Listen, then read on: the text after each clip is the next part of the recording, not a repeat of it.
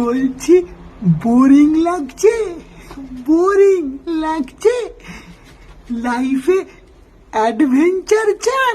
তাহলে একটা কাজ করুন,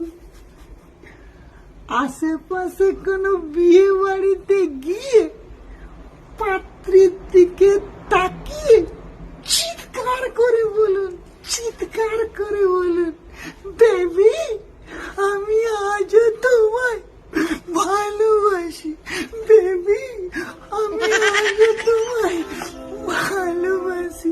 চিৎকার করে বলুন।